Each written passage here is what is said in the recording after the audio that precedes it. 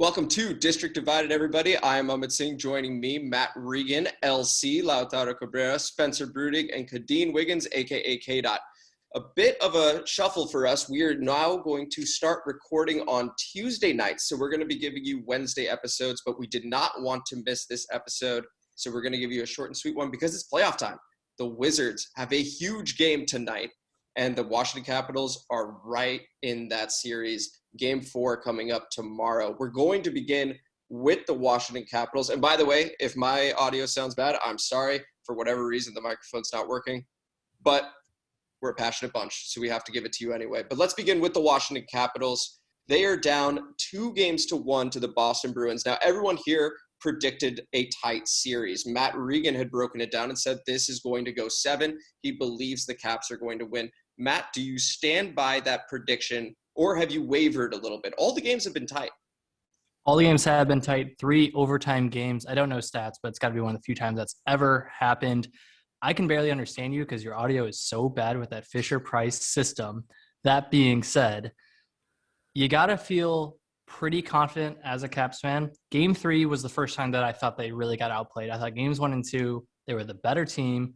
You do got to worry about this goalie situation. 3 different starting goalies all 3 games. They battled. They've been good. They've been in it. Game 4 is a big game. I think they're going to come out real strong.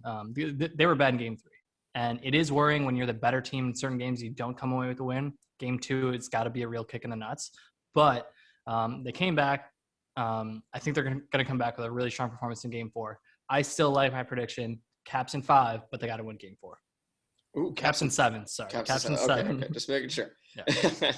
Yeah, and one of my favorite players of the series has been Garnet Hathaway, who has been playing really well on the fourth line. My favorite moment was in Game 3 where he was behind Tuukka Rask, behind his net, and he just sort of went, you know what, screw it, and just went head first into the goal mouth and just tried to make something happen. The dude just wants it. Absolutely love it. LC, you seem to have had a wonderful experience watching hockey so far. Do you want to tell us a little bit about that? You seem to have quite the analysis coming. Yeah, I tried 65 seconds, and I could not find the puck. I don't know where it was.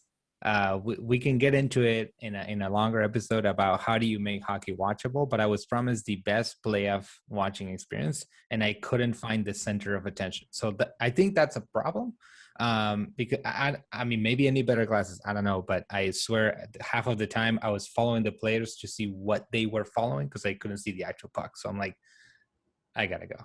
That's because you're listening to Matt's takes that are worse than Amit's microphone. There you go.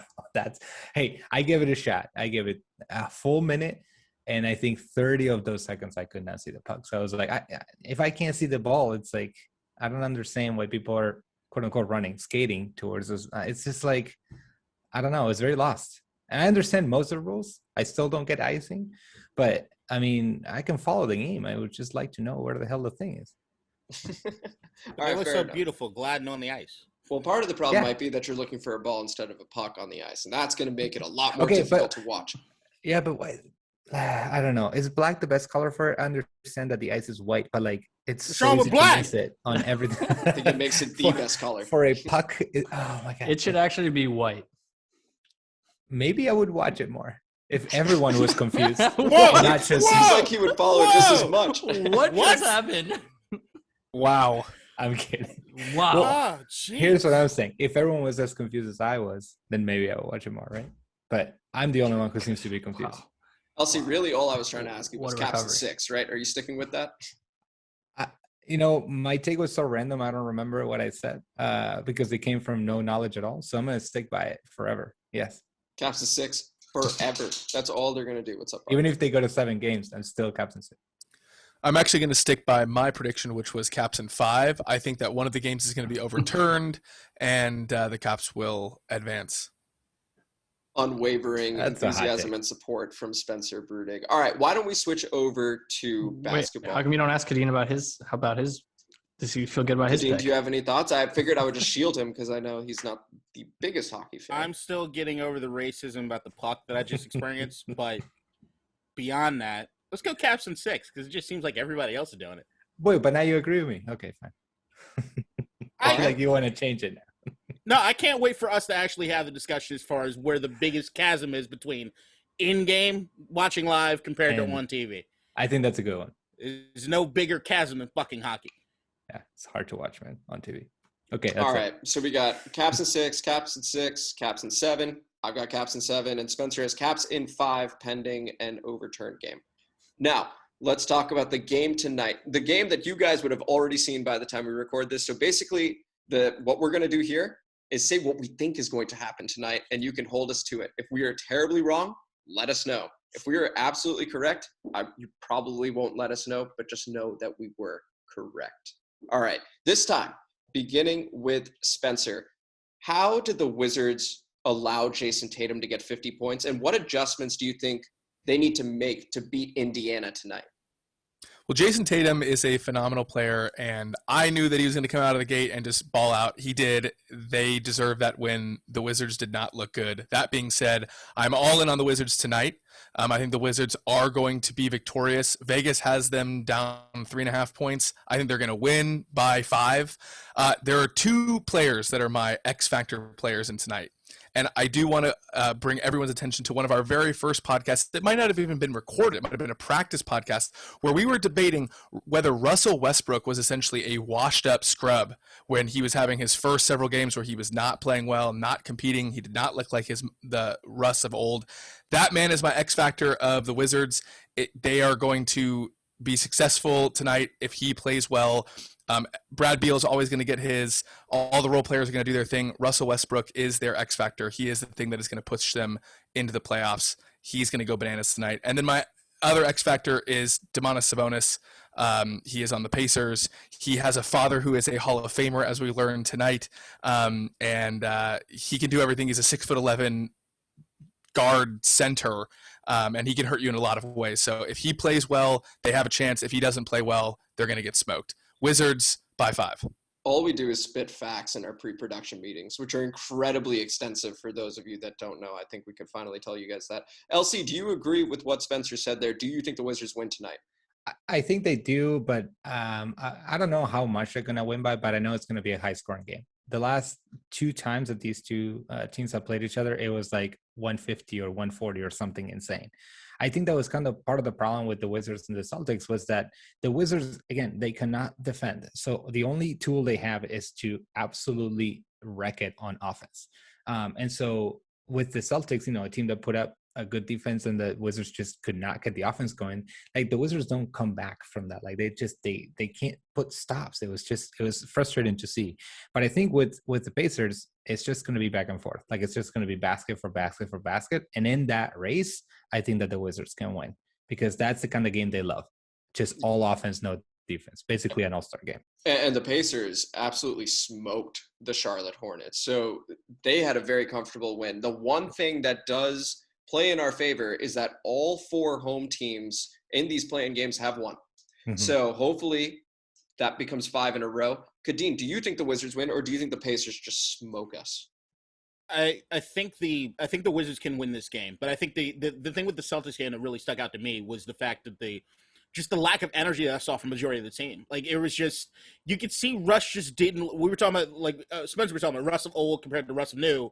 There was this sort of element where I think even the commentators were just like, "What's up with Russ?" Like he just didn't look the same. The most high energy person on the court for us was Ish by a mile. You see him trying to hype everybody up. Brad got his in, but it was spotty. Like it was Matt, I see you making sure you making faces. You know who I'm talking about? Do I need to give you more context? Bradley Beal. He's a guard. Yeah. Plays for the Wizards. You'll get it. Second in the league in scoring. Right. So I mean, he was looking spotty, but I mean, he had like 2.5 solid quarters where it was like, all right, Brad's doing it up. It's just going to be consistency to the team. I want to see how they come out through the gate. If Russ is in this sort of lackadaisical sort of thing, if Ish is the guy that we got to go to light that spark, I don't see us pulling this out. But, I mean, I do agree because of the way the teams kind of run, because the Pacers scored so many points, we have the opportunity to get in sort of that groove.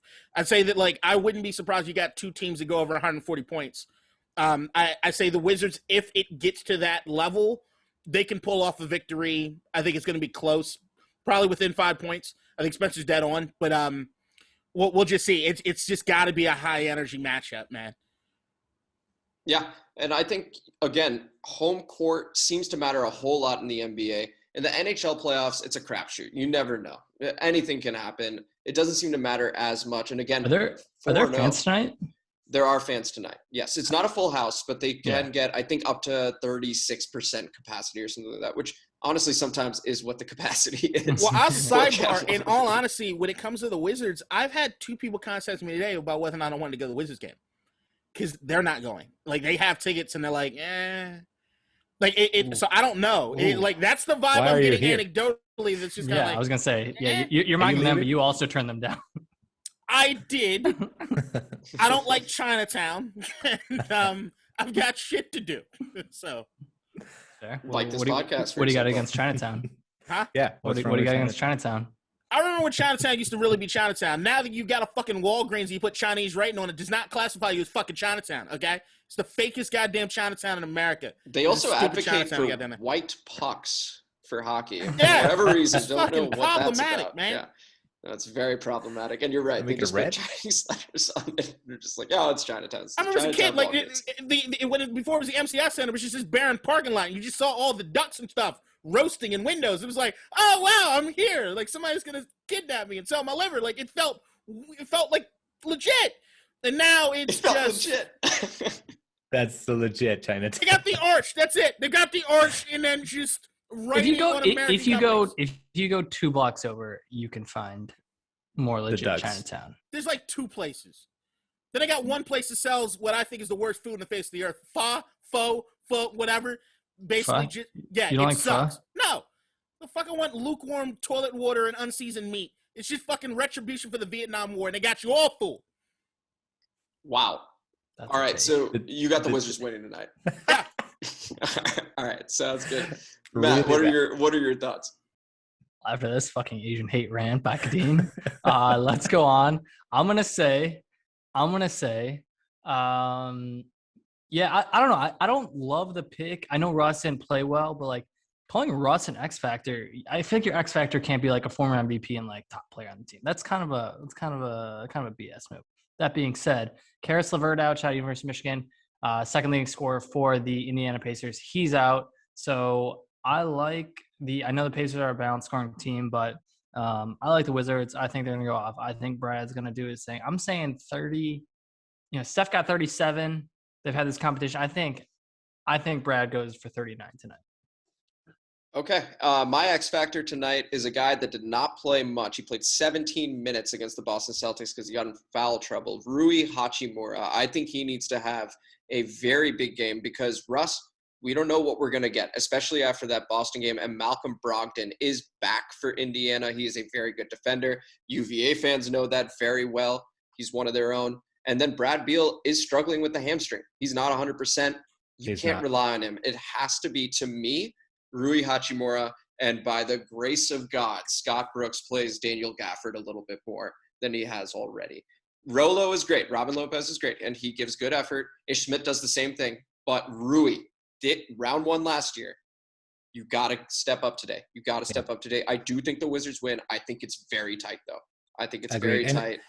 And not just because of what Rui can add, but because when you add a third wheel that can score, it opens up the game for everyone else so much more. Like it's not just, he's not going to contribute all the points for the win exactly, but it's just that when they have to defend 3 guys who are on fire or who can score, then it's a completely different ballgame.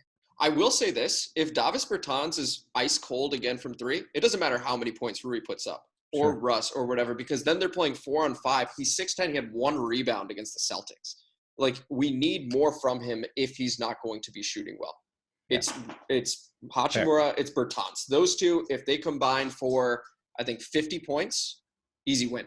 If they combine for around 40, 45, I think that's a pretty decent spot. So I would go with that. And I think that's why Russ is the X factor. It's not in the sense of what he's going to do points-wise to me. It's what he's doing as far as getting everybody hyped. Like, I just want that energy level back. That, like, leadership. You want the leadership. The entire play-in, there's been one thing. The reffing, as far as foul officiating to me, has been absolute garbage this entire play-in. And you can see that it was probably demoralizing Russ this last game. Maybe it's better, maybe it's not. I don't know. But it's just I've got to see what Russ's attitude is as the game goes on, because I think he lights the fire under everybody. And it's just when one thing goes bad to get that shake off and let's go. Nobody could get into a groove at any point during that Celtics game. Like I said, the most person that got into a groove was at one point Brad. You could see he was just trying to put it together. Like at one point it looked like the hamstring injury was gone, but it's like, all right, then you see afterwards, it's like, oh, you damn near limping. Like you were trying to power through the shit. So it's just, to me, it's going to be a full-fledged energy game. And if you've got Rui and all these other guys feeding off of that, if you got Bertans that's not afraid to just take that shot because he just looked rough as the game went on, just get into it. Relax. Go out there and ball. Just play. Just go out and play. Love it. Matt. Do the Wizards over/under wins for the rest of the playoffs? 1.5. Here's the thing. If we win tonight, we're beating the fuck out of Philly. Okay. All right, we're getting right past them. There it is. And we're gaining more momentum for that impending Nets series. Yeah. I just want Which we the will drama of then- the next series. And we are going to get it, LC. Impending, right. If we win tonight, Lost to the we are going Celtics to with no get it. Jaylen Brown. Can we get Adam Yeah. Silver to just maneuver just for the TV drama of getting Russ versus? They Kevin tried to. Durant? Just They gave us make the it chance to happen. beat Boston tried. without Jaylen Brown. That to me, Right. like if we went against Brooklyn, I'd say that we could have gotten one game out of that series just because of I think that even from a storyline standpoint, KD and I'm going to be like, let Russ think about it. Let Russ think he got a shot in this. Like I think there's an element of that, but there's also the element of just there's no defense. So when you're just outscoring, anything can fucking happen at any given point in time. But if we win this game tonight, this is the last game we're winning the rest of this year. It's over. Philadelphia's going to Philadelphia about to beat the shit out of us. No, we're taking at least 2 from Philadelphia. I think we're taking all 4. Might even be a sweep. Who knows? Well, we got to get through it. I like the extra pick of Rui. I know Kadeen hates it because, doesn't support Asian American players, but, Right. No, what did I say about Chinatown? It's not Asian enough. Stop half-ass. Stop whitewashing. Stop whitewashing Asian culture for me. Give me the real deal, okay? Give me the real He wants the shit. ducks and the kidnaps. And Right, he might die and be one of give those me ducks. the knockoff products that just got off the ship. Like, I need real Chinatown. Don't give me this bullshit. All right. Well, unless Matt has a reply, I think that's going to wrap up this week. Speechless. That's going to wrap up. That's going to wrap up week's this debate week's club. episode, guys. This is District Divided. I'm Amit Singh. That's Matt Regan, LC, Lautaro Cabrera, Spencer Brudig, and Kadeen Wiggins, aka K. Dot. Good to see you all in this shorter episode. Again, we are recording Tuesday night. We're going to have that full episode for you guys on Wednesday. That's the State of the Union. We have a debate about a live experience versus TV experience for sports. Which one's the best? Which one's just, the widest gap? Maybe don't say our agenda. We change it usually mid-episode, so. I was just giving you guys something to look forward to. It may be a lie. We will see. We will see. But anyway, have a blessed day. Enjoy the game. And feel free to comment and let us know when Indiana wins by 30. Take Black it easy, Pucks guys. forever.